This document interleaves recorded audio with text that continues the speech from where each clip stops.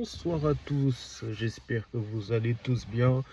Bonjour à tous pour ceux qui la verront le matin. Voilà, c'est le premier débrief de l'année 2026. Donc encore une fois, même si on est bien évidemment le 3 mars, je vous souhaite à tous une très bonne année, encore une fois, 2026. Donc, un premier débrief. Donc c'est l'équipe de France féminine, voilà. Donc j'ai pu avoir la chance de suivre leur match sur mon téléphone en même temps que Barcelone Atlético Madrid en Coupe du Roi qui vient de se finir. Donc c'est pour ça que je vous fais le débrief que là. Voilà, donc en sachant que l'équipe de France féminine a joué en Irlande, donc Irlande comme en Angleterre il y a 1 heure de moins, si mes souvenirs sont bons. Voilà, donc chez eux ils doivent être dans les 22 h et quelques, voilà. Par rapport à ce match, écoutez, ça a été très compliqué, il faut se le dire, malgré la victoire 2-1. Ça a été très compliqué, ça a été très brouillon. L'équipe de France a été prévisible et l'Irlande a préparé son coup qui a marché. Qui a marché malgré qu'elles ont perdu. Elles ont mis un bloc qui a fait que les milieux de terrain françaises, à savoir la capitaine de l'équipe de France, à savoir JF, à savoir Karchaoui, ont été étouffés. Ça veut dire que dès que l'équipe de France féminine, les 3 joueuses au milieu de terrain avaient la balle, elles voulaient la mettre soit à Matteo, soit éventuellement sur le côté à Baltimore, soit du côté de Diani, mais à chaque fois, il y avait une Irlandaise pour contrer que même Clara Matteo a eu très peu de ballons, pardon. Elle a eu très peu de ballons, elle s'est montrée pas trop disponible, elle est même revenue vers le milieu de terrain pour décrocher et essayer d'avoir un maximum de ballons comme elle le fait au Paris FC, pardon.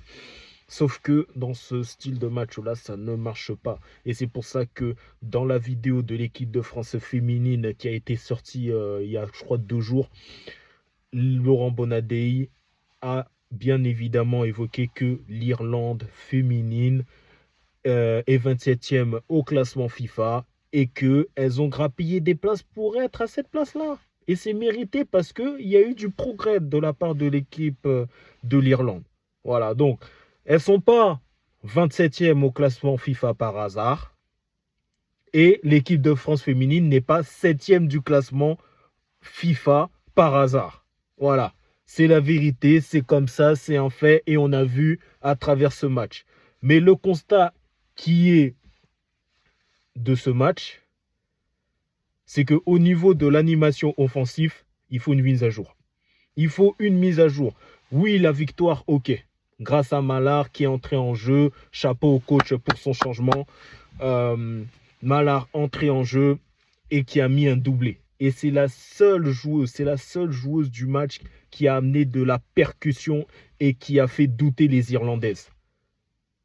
La seule où on pensait que dans ce match-là, soit Karchaoui allait le faire, soit Diani allait le faire, soit Baltimore allait le faire, soit éventuellement capitaine de l'équipe de France qui a été un peu mieux vers les 15 dernières minutes du match, mais il n'y a eu quasiment pas de percussion. Mais je me suis trompé dans le sens où Baltimore a amené de la percussion une fois qu'elle a été mise en tant qu'arrière-gauche. En tant qu'arrière-gauche, en plus, on va dire que c'est une action à l'anglaise parce que et Baltimore évolue du côté de Chelsea et Mallard évolue du côté de Manchester United. Non, franchement, Mallard, il faut l'applaudir. Moi, je l'applaudis parce que c'est une joueuse qui est concentrée. Voilà. Et qui ne se laisse pas abattre. Ça veut dire qu'elle est sur le banc. Ça veut dire que même dans la hiérarchie des attaquants, quand on parle de l'équipe de France féminine au niveau de l'attaquante de pointe, elle n'est même pas première, même pas deuxième. Les gens la mettent peut-être troisième, voire même quatrième et tout, mais il ne faut pas l'oublier. Quand Mallard, elle joue en équipe de France, elle joue avec le cœur et ça se voit. N'oubliez pas que c'est Mallard qui a marqué le but lors de la demi-finale de la Ligue des Nations qui a eu lieu l'année dernière face à l'Allemagne à domicile.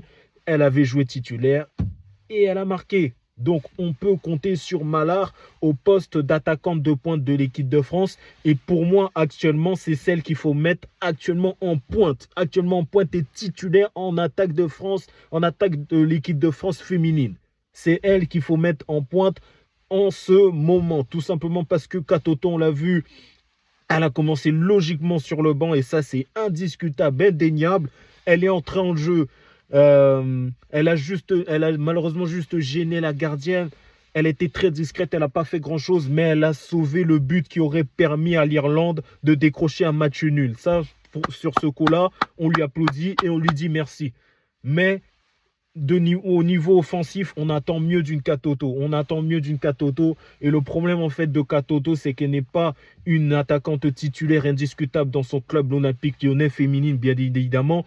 Et que des fois, ils la font jouer à des matchs casquettes de Marseille ou voilà, ou PSG, parce que voilà, le match était au Parc des Princes contre son ancienne équipe. Mais Katoto doit faire en sorte de trouver une solution pour être attaquante titulaire indiscutable dans son club et revenir très en forme en équipe de France féminine comme elle sait le faire. Voilà. Elle a un gros travail à faire sur ce point-là pour retrouver son niveau. Et on sait qu'elle est capable de le faire. Mais revenons sur Malard. Malard, une prestation incroyable, de la percussion, même le deuxième but. Bon, il y a eu, on ne sait pas ce qui s'est passé. C'était un peu un billard, tout ça. C'est revenu sur Gianni à un moment donné. Malard, pas direct à les buts. Direct.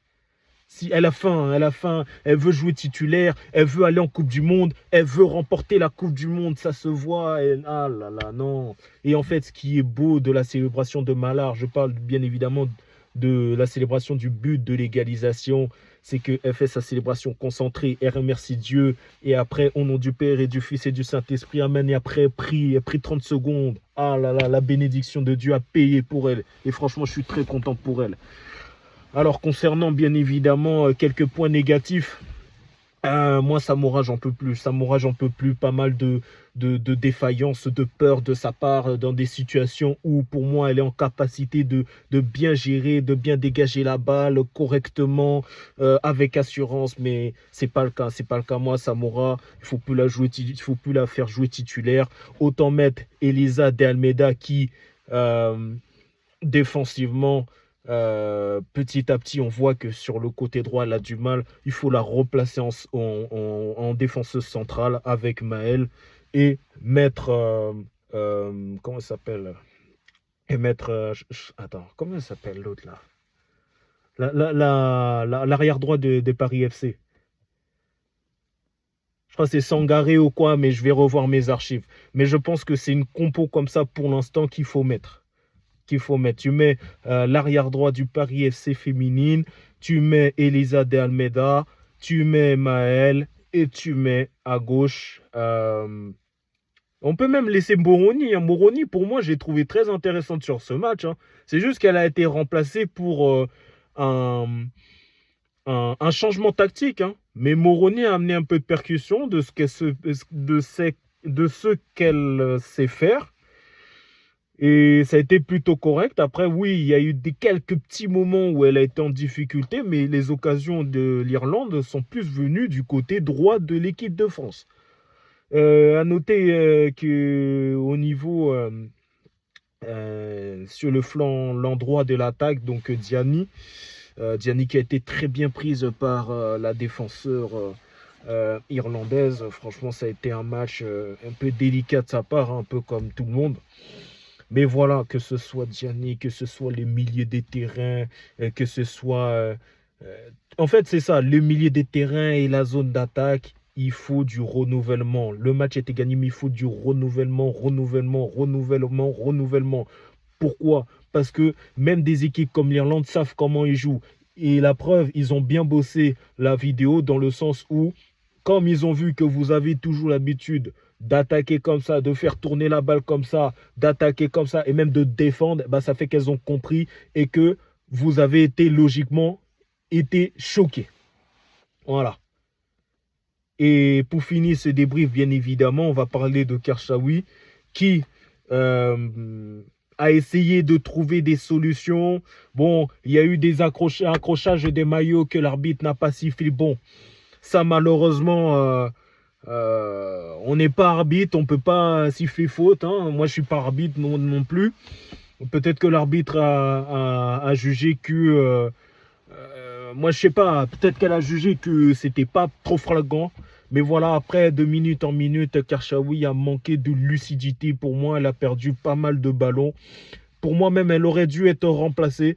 Mais comme c'est l'élément incontournable de l'équipe de France, Bonadé l'a laissé sur le terrain. Mais moi, je l'aurais remplacé comme Diani a été remplacé. Voilà, donc, dans le sens où, voilà, c'est pas un mauvais match, mais c'est un match où, voilà, elle a besoin de renouveler son jeu et tout passe par l'entraînement. Donc c'est pour ça que les entraînements qui auront lieu dans les jours qui suivent vont être très importants pour pouvoir amener du nouveau dans ce jeu de l'équipe de France. Le prochain match de l'équipe de France féminine qui aura lieu le samedi soir. Le samedi soir contre la Pologne. La Pologne qui a fait match nul contre les Pays-Bas. Voilà, donc sur ce, je souhaite à tous une très bonne nuit si vous regardez la vidéo la nuit, une très bonne journée si vous la regardez la journée, à savoir que le débrief de base, vu le contenu, vu même le score, ne devait même pas se dérouler dans la voiture, mais c'est Malard qui a permis que je reste à domicile et que je puisse être de bonne humeur, ne pas crier et ne pas s'en prendre aux joueuses violemment. Voilà, donc on va dire que c'est un débrief à calme, c'est le premier de l'année. Et on va retenir les 3 points. On va retenir les 3 points. La France est première au classement et va gérer le match qui va arriver samedi face à la Pologne tranquillement à domicile. Et je crois même que c'est du côté de Caen. Allez, sur ce, je vous laisse. Et bon visionnage pour ceux qui l'ont suivi jusqu'à la fin, jusqu'à la 5e, 4e minute, tout ce que tu veux. Allez, moi je vous laisse et on se donne peut-être rendez-vous samedi.